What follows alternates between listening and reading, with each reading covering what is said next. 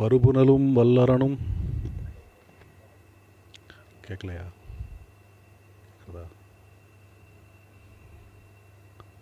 வருபுலனும் வல்லரனும் வாய்த்த மலையும் கேட்குறதா?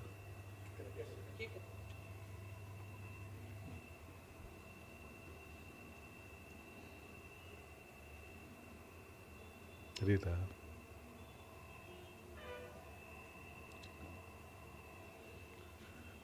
So good evening.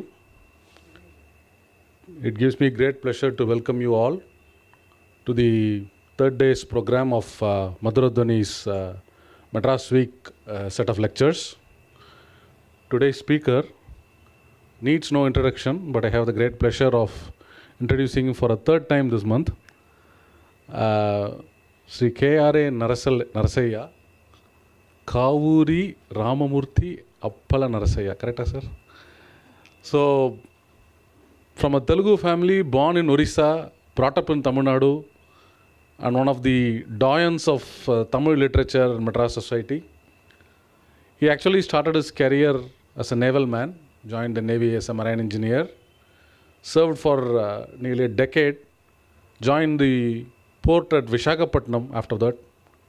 He was the chief deck engineer of the INS Vikrant, the first aircraft carrier of India. Suddenly he decided once when he was on his travels to write a short story that got submitted to Ananda Vigadan and published as a Mutrai Kadai. And there his second career kind of, or a third career really kind of took up an alternate path. He's been writing short stories since then in Tamil. Then he diversified into all kinds of, there is a wonderful collection of short stories called Dirga Regaigal. It's a very interesting title for a book, means longitudes, right? So, very unusual writer for the Tamil milieu. And he is continuing his interest in affairs of the sea. He wrote a book called Kadal Vali Vanigam, History of the Mercantile Trade of India. We associate ships and India almost entirely with the East India Company, which is a very unfortunate thing. But India has a very long history of mercantile trade and shipping, and he wrote a book about that. And then he went on to write a book more recently.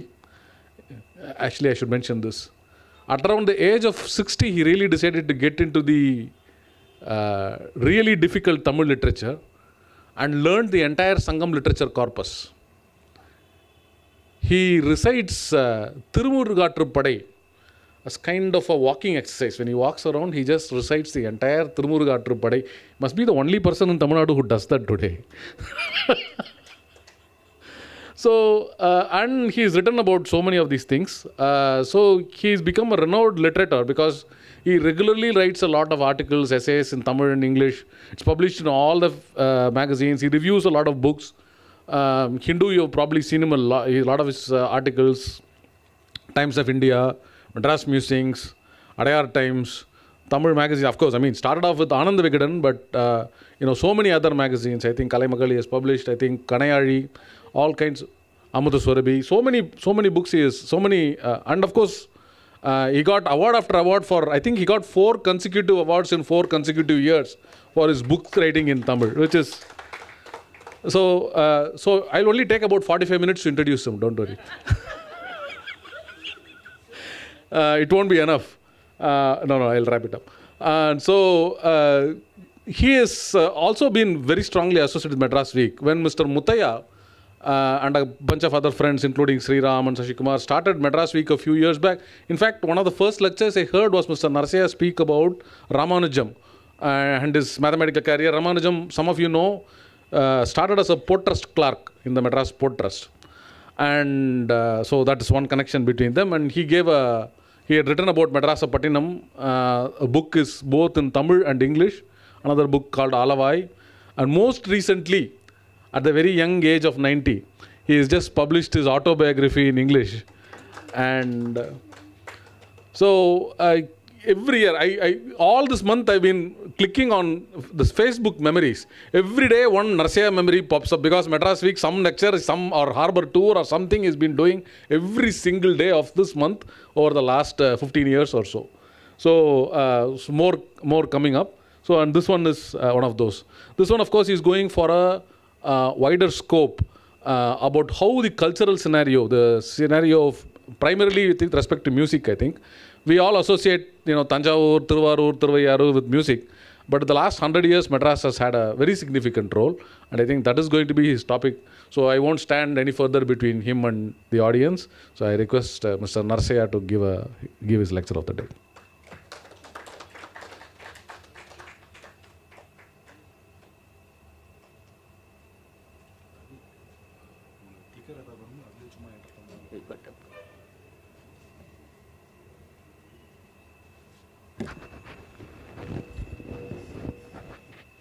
Good evening. Thank you very much, Gopu, as usual. A little bit of eulogizing is there, but anyway, I suppose it's part of the thing. I'm talking about cultural scenario in colonial Madras. When I say Madras, I am not only referring to Madras city, I'm talking about Madras province.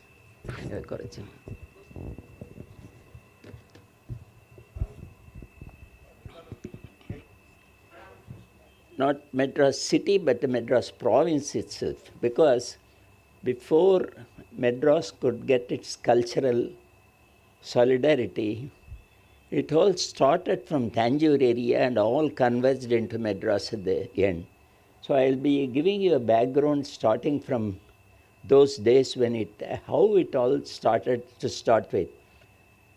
To my mind, it appears it's a cultural response to subjugation. It may be a cultural response to subjugation because when one is subjugated, there are many types of responses from the people who are pressed down, and one of that is a cultural response.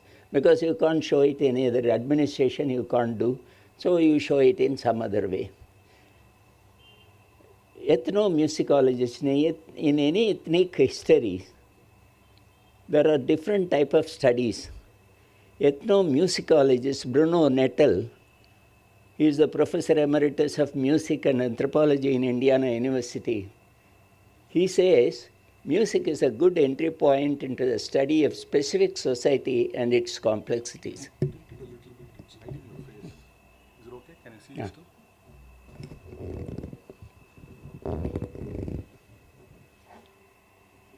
All right? Okay, sir.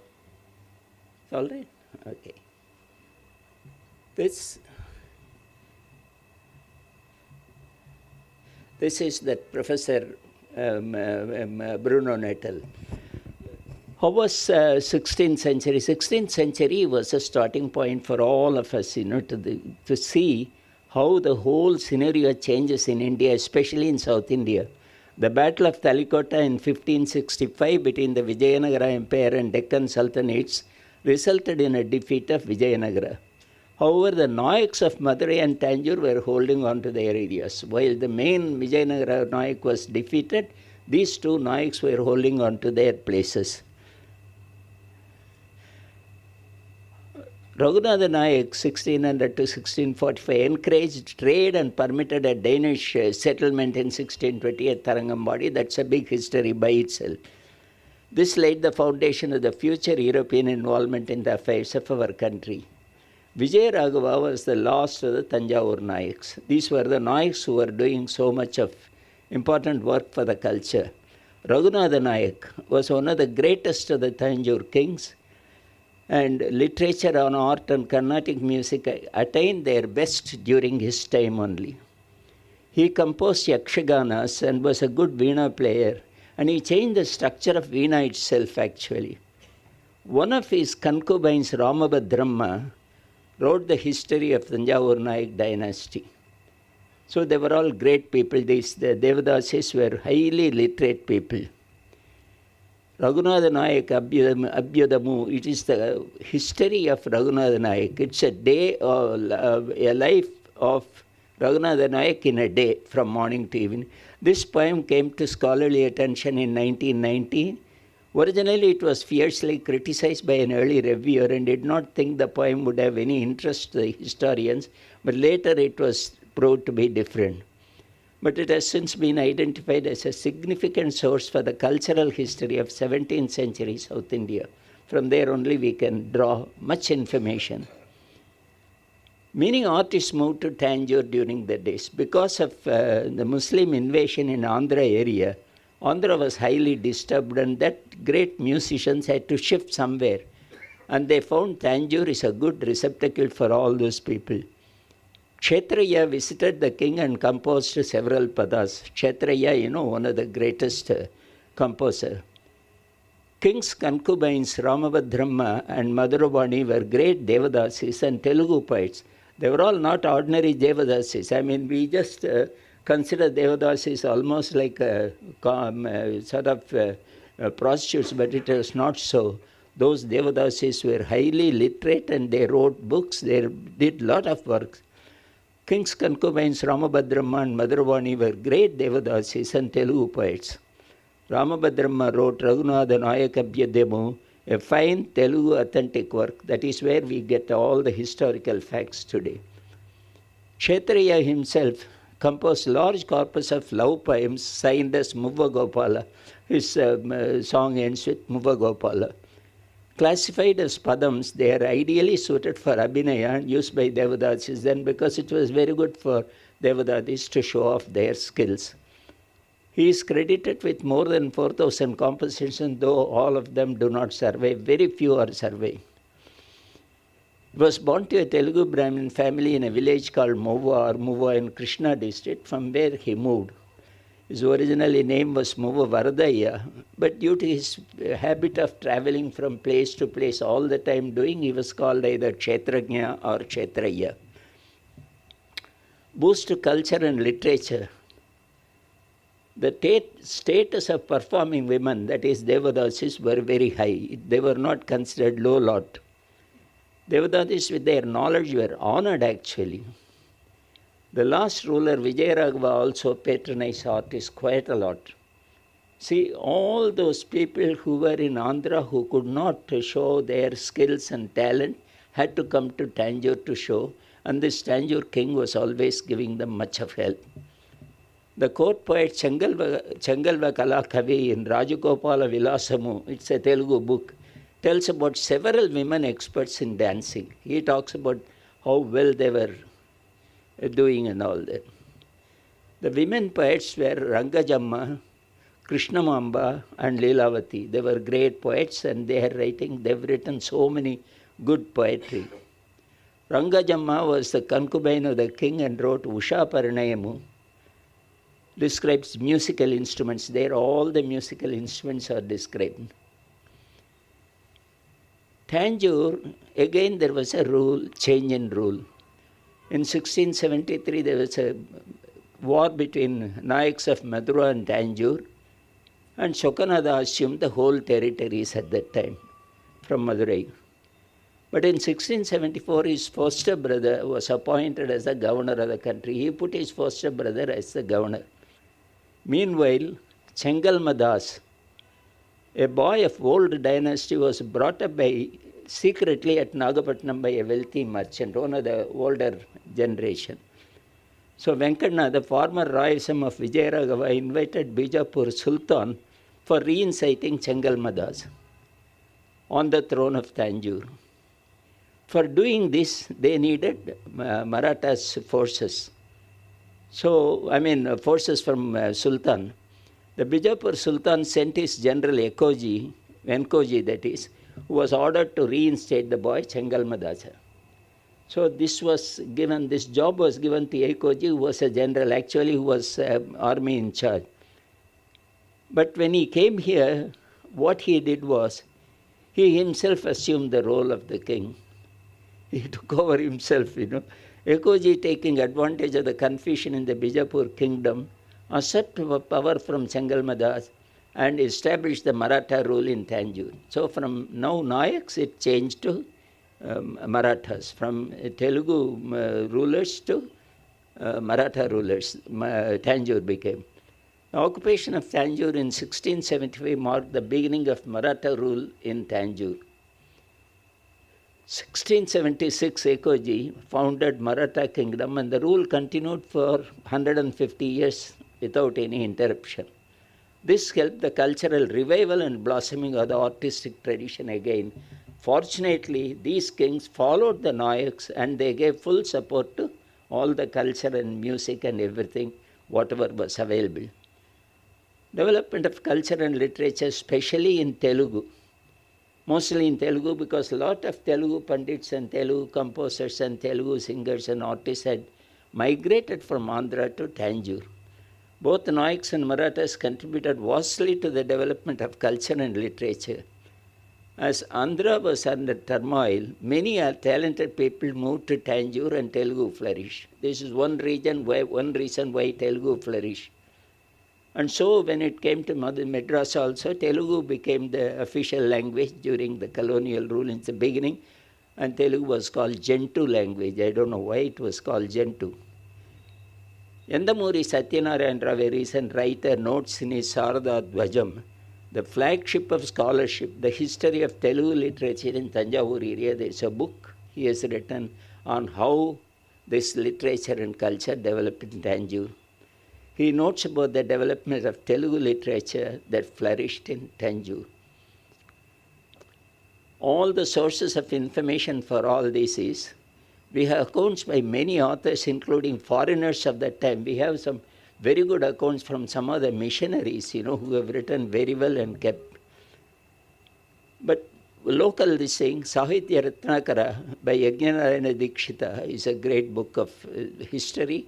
Raghunatha Nayak Abjadamu, Mannaru Desa Vilasamu, Usha Paranayamu, all these books give us the history of that place actually. And Vijayaraghava Vamsavali by Changalva Kalakavi in Telugu. All this gives us the entire this thing of Tanjore history and actually the whole history of South India. Telugu and Sanskrit continued to hold sway then. Maratha rulers Sahaji, Tulaji, Ekoji, Cheu, and Sarboji were all composed in Sanskrit and Telugu. And these, they were Marathas, but they were very good in Sanskrit and Telugu. The best known scholar Devadasi was Muddu Palani, concubine of Prathapasimha after Ekoji too. Her erotic work was Radhika Santwanamu. This is one thing which is extraordinary piece of work, and she was a Devadasi. During this time, Carnatic music witnessed rise as well. This is the time Carnatic music rose in that Tanjore area. See, all these people, all this Carnatic trinity, Shyama Sastri, Tyagaraja, Muthuswami Dikshidhar, all were born within short period between 1762 to 1776. All the three were born, and all of them were born in Tiruvarur only. And of them, of course, Tyagaraja, we don't have to say much about. Shyama Sastri and Muthuswami Dikshidhar, they did quite a lot of work which relates to Madras. This refers to the outstanding trio of composer and these three people, Trinity. Prolific in composition, the trio created a new era in the history of Carnatic music by bringing about a noticeable change in tradition. They brought a complete change in tradition of music, new systems, new ragas, everything, with the result that there was a lot of change. Composition of the trinity of Carnatic music are recognized as being distinct in style and original in handling ragas. All the three composers were born in Tiruvarur. So Tiruvarur has given us all the three. Maratha King Pratap Singh's consort Muddu Palani is a case in question. She's an extraordinary woman, this lady. This Maratha King Pratap Singh had a consort, and her name was Muddu Palani. She was actually born Muddu Lakshmi or something like that, but her mother was Subramanian Swami Bhakta, so she gave her the name Palani. So she became Muddu Palani. In Telugu, Muddu is anything small, nice, good, everything. Muddu Palani was born into an extremely talented, artistic and devout Devadasi family. She wrote Radhika Santwanamu. This is a classic literature. Such a literature has never been written by anybody, especially a woman. Appeasing Radha, an erotic narrative poem. and written by a woman. Susi Taru and K. Lalita to light great work through women writing in India between 1600 BC to the present. Women writing in India was not known, was not even well read by anybody. During colonial time, our Victorian thinking of, morals and character and all that, all wrong ideas, completely shadowed were the works of the women. So this also became one of the problems, that many talented artists, writers and poets could not exhibit their talent. So this Sushitaru and Kailalita, that book is an extraordinary book. If you get a chance, you must read it. Women writing in India 600 BC to the present. They are writing about them. There's something. And Radhika Santavanamu itself is an erotic classic and the most recognized work. The narrative poem explores desire and jealousy, love, experience, etc. This is something like Sakuntalam. In Sakuntalam there is also a portion which when an English translator left, saying that English audience is not matured enough to understand what is written there. He used the word, English audience is not matured enough to understand what is said. This narrative poem explores desire and jealousy, love, experience, etc. Celebrated as a literary masterpiece in Muddupalni's lifetime, Radhika Santavanamu was banned by the British in 1910 when it was published for the second time by Bangalore Nagaratnamma. There is another extraordinary woman who brought Tyagaraja. She is responsible for Tyagaraja Samadhi. That is Bangalore Nagaratnamma. There's a beautiful case about Bangalore Nagaratnamma. One Nakoti. She was also extraordinary Devadasi. She was giving a lecture on music in an audience member who didn't like these women talking about music and literature, got up and said, "Do you know anything about Arunachala Kavirayar's Natakam?" He asked, So this Kanchipuram Danakoti was like this lady, Muddupalni. She didn't tolerate men pulling them. So she said, "I will give you a song." She straightaway sang from Arunachala Kavirayar. There is a song when Hanuman comes and sits in front of Ravana. Ravana says, "Yaradani Kurange." So she sang that song. And that man was shocked and he was submitted completely. He was reduced to submission. So that were the people, the Victorian morality or assumed morality has to be something extraordinary. Stopped all these women from coming out from their ability to show and tried to impose certain restrictions, and that started in all these things. And when this epic was, Radhika Santavanamu was republished by Bangalore Nagaratnamma, Vavilla Ramarao, Vavilla Press Ramarao, he only published it. Immediately there was such a huge cry. Unfortunately, Veeresa Pantulu, who is supposed to be one of the most modern thinker, he himself did not like that book and he wanted it to be banned. And entire copies of 600 copies were burnt actually. And that if anybody possesses the book can be punished also. They went. After the independence, it was republished during Prakasam's chief ministership.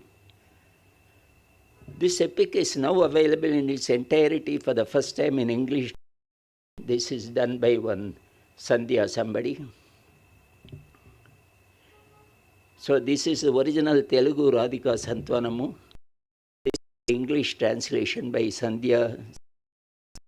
Muddupalani's book, and some of the stanzas are exceptionally good, but unfortunately they are too erotic and people started condemning it. Now we are coming to Madras. How was 17th century Madras? 17th century Madras was beginning to become a city.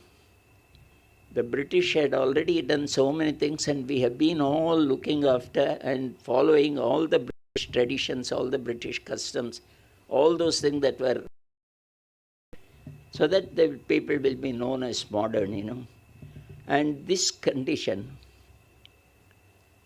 he provided scope for all the businessmen from all over the south to come there and settle down. South means including Andhra and other places.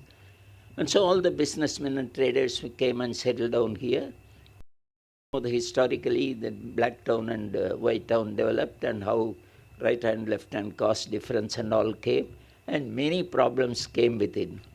But tell you, at that time, Madras was not culturally known, because earlier it was known, but it had all died down. A way to exhibit one's superiority was to show how much one can support music and other art forms. So in 17th century middle, people wanted to show that they are better than others. Show it. Once you have accumulated wealth and all, show that you are somebody important. Then you must show something, as today, than to hear actually. So like that, there are a lot of people who want to be seen supporting music, and that is more essential than even knowing about music. A way to exhibit one's superiority was to show how much one can support music. And for this, we refer to a book called Sarvadeva Vilasa. Sarvadeva Vilasa explains this. This is available in 86 palm scripts in Adyar Library. The leading merchants and debauchees vied with each other in this aspect. So they wanted to show how much I support music and how much I can do all those things. Available in Adyar Library in 86 palm leaves in Grantha manuscript published by Dr. V. Raghavan. In fact, actually what happened was in 1939, first time, tercentenary volume was brought out on Madras history. 300 years were over and it was brought out. And that was by a star committee headed by Krishnaswamy Iyengar and Srinivasachari and all those people. That committee brought out this book, and Dr. Raghavan was to write an article, but he did not know where to find this Sarvadeva Vilasa. He was searching, he couldn't find. So he had to leave it. So that was not included in the book, unfortunately. The name refers to many gods, Sarvadeva Vilasa, who have taken human form to dwell in Madras. That is how Madras history. It is in the form of dialogue between two Sanskrit Pandits. One is Vivekin, another is Ati Vivekin. One fellow was Vivekin, other fellow was Ati Vivekin. These two fellows were discussing between them, and they are going by Ahaya Margam, they are going from North Madras to the sky and watching everything and explaining what they are seeing down below. They discuss people. Now you see, that is why I come back to Madras. I said now in Madras, scholars were started. Not because of scholarship, but because the rich people have to show that they are supporting scholars. That was the reason, but anyway it was good. Whichever way it was good for the knowledge. They start their trip from the town wall in the north actually, Wall Street, somewhere there they start. And in north at the garden house of Kalingaraja, there is a garden house for Kalingaraja, they start there. And they are given the name for this Madras as Chennapuri. The SDV records that many artists were supported in Chennapuri. That's Sarvadeva Vilasa. Pattabhirama was one of the scholars. He was given a title. Now we are getting about titles, like Gopu says, titles is very, very natural to South Indian kings. They give long titles. In fact, Pallavas gave the titles. In fact, the entire inscription is full of titles only before the history can be told. Fellows started getting their titles to each one, and they are supporting music. One Pattabhirama, who is supposed to be Samasta Sastra Nipuna. Then there was one Giriyappa Mahavidwan. Then the Dharma Siva, he was Saiva Agama specialist. Venkatanada, Sarva Sastranya, Rath actually. Rath means somebody great. Though none of the above are known in the Sanskrit literary world of India, they were great in Madras. Other areas, no, these names were not even known. The narrators themselves took part in the Sadas at Kalasa in both Sanskrit and Telugu. Vedachala was written. Vedachala was one good big man. He was a big merchant. He did a lot of things. And he is written you, he is explained how he is, On the elephant along with him was the great musician Doraiswamy. That shows his importance, Goi Gana Kala Vistar, the Sammati scene was on a horse. Doraiswamy, according to Dr. Raghavan, could be Pallavi Doraiswamy Iyer. Maybe he is Pallavi Doraiswamy Iyer, Raghavan feels in his book, whose maternal grandfather was Naim Venkatesubba Iyer. Venkatramana, son of Swanti Subba, was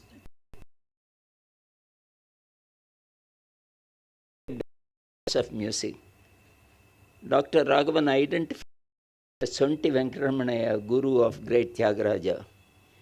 That is, he says he must be the Swanti he had written, but this must be Swanti Venkatramana. So the exhibition of prosperity was naturally in all public functions has to be shown. How the prosperity can be shown? The man should show that he has got one mistress. If the mistress is accompanied him, he is a big man. The more number of mistresses, the better the man is, like that. They were highly talented courtesans. All of them were Devadasis, they were highly talented. So these big rich men were fighting with each other to have one of them in their company. Kalingaraya's mistress was Narayani, expert in erotic games and a great singer, Gana Kalati Vira. Sriranga's mistress was Manga, foremost of the courtesans, again good in singing and erotic art. All of them were good in erotic art. Sangeeta, Sastra, Binay, so-and-so, so-and-so. Vedachala's mistress was Meenakshi, a great singer again. Raghavan feels her daughters were taught by Subramanian, that is Meenakshi's daughters, because there is a reference to them. Devanayaka's mistress was like goddess, he says. So they were having such mistresses, so they were great people. So there were assumed postures actually. Indigenous response to the colonial subjugation was slowly assuming different postures. Now, how to show that you are against the subjugation? You have to show you are against subjugation, but you have to show that different postures were now taking place.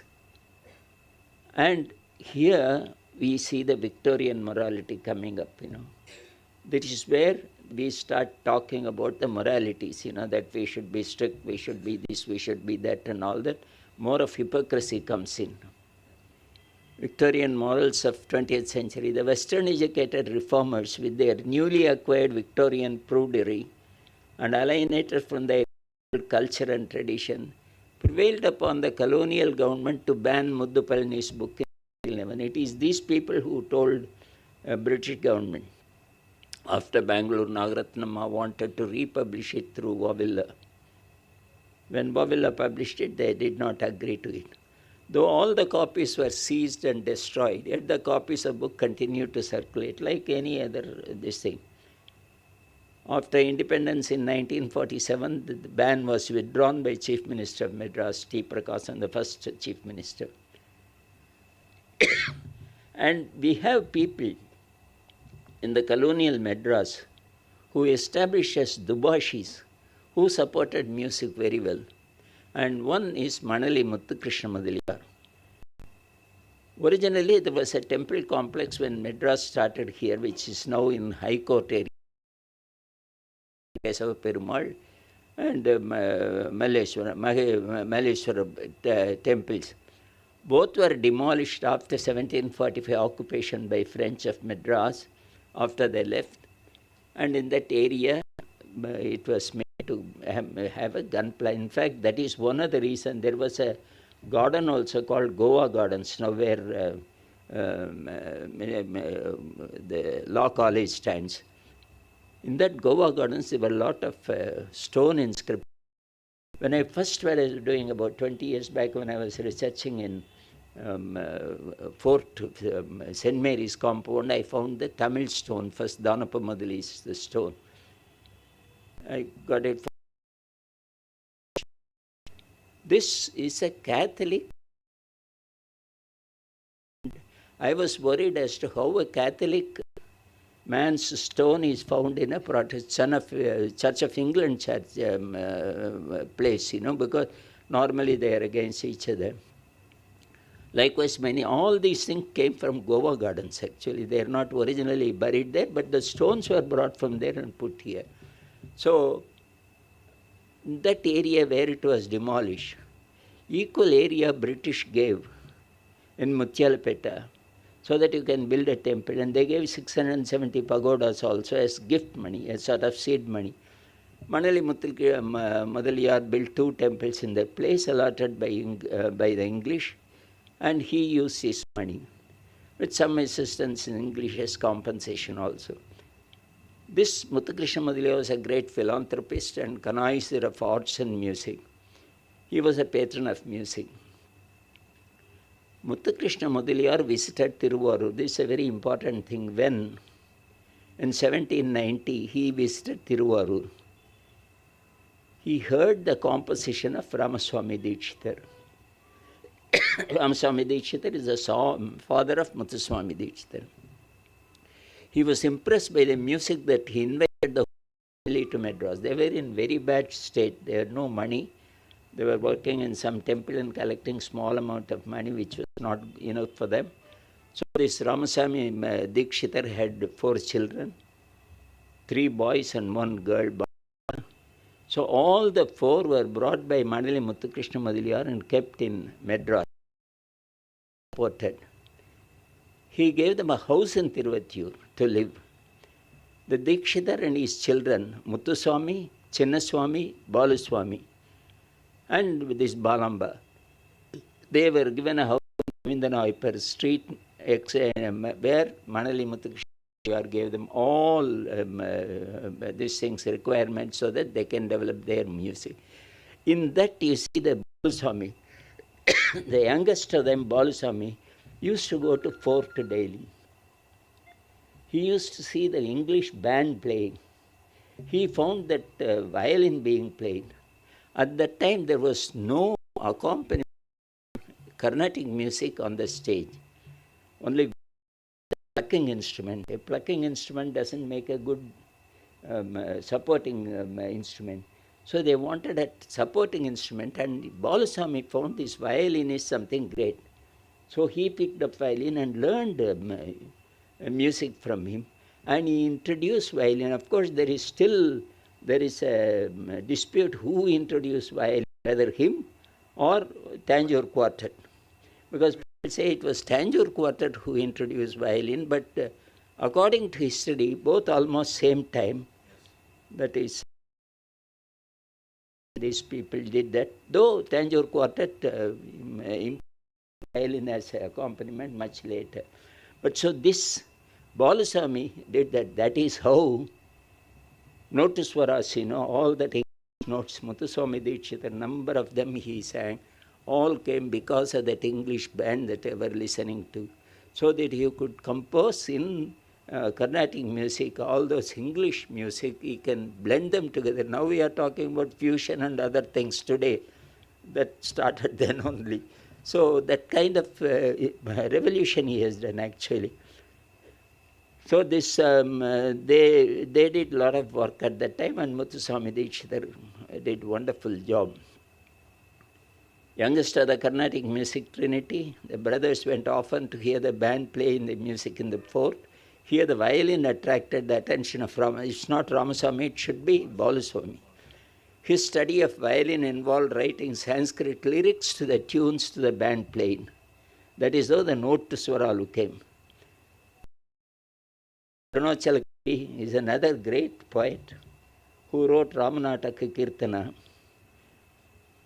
Was fluent in Tamil, Telugu and Sanskrit. He wrote many things, but he wrote his Ramanataka Kirtana, that complete Kirtananjali. The music for this musical was composed by two of Arunachala Kavi's disciples, Kodandaram and Venkatram.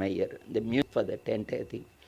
He also composed Sirgali Stalapuranam, Sirgali Kove, Hanmar Pillai, Tamil, etc.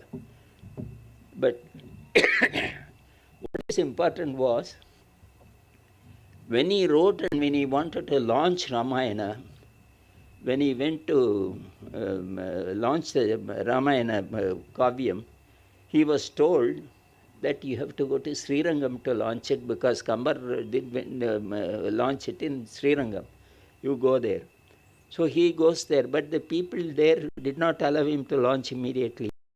So he went and sat in one place and he composed that song, Yen Palli Kondirayya. That is the time when he composed that song, Yen Palli Kondirayya, and he sang.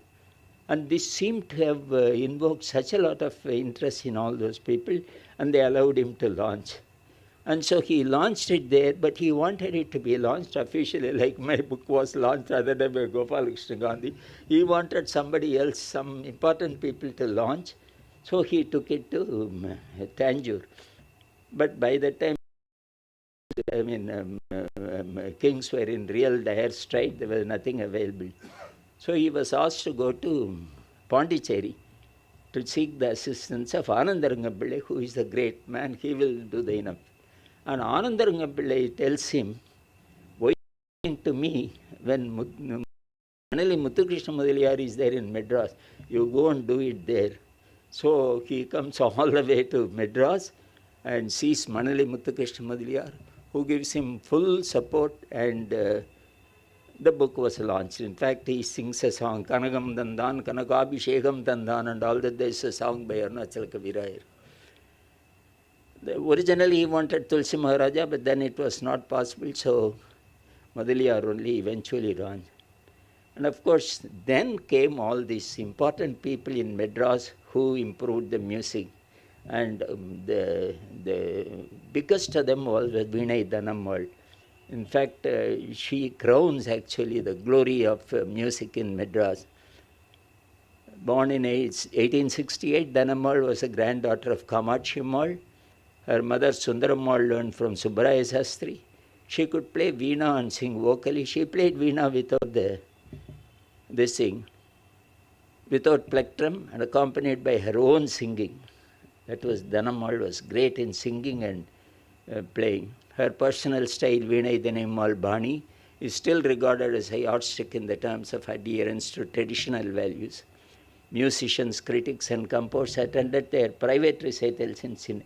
Some of the great musicians used to go and listen to her, like Narasimhacharlu, Mutyalpet Ponnuswamy, Dharmapuri Subramanian, all those people. Her flag was kept flying for her grandchildren. Their grandchildren, T. Balasaraswati, we all know about it. And Balasaraswati was lost of this link. She is the granddaughter of Dhanammal. Mailapur Gauriamma was her guru. And Satyajit Ray, we filmed her, this thing as Bala, one picture, I have seen it myself also. Bala filmed that 58 was better than not filming at all. Somebody asked him, she's 58, what do you want to film her? But he took her to our Elias beach, and there only he filmed. And when she was dancing, he says, Bala filmed that 58 is better than not filming at all, he says.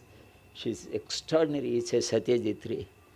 So, Beryl Dizote said of Bala, she's a great dance critic.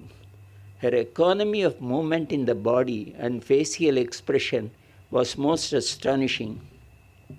Every glance, however slight, was suggestive and had power to move, and one realized at once one was in the presence of an extraordinary artist.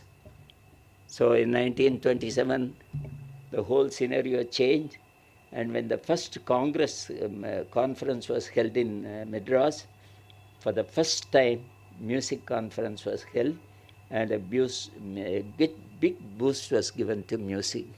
So that is how Madras came to be, and interested in music, and today you know what Madras is, definitely. Thank you all very much. I hope I have done enough justice to whatever I saw. Thank you.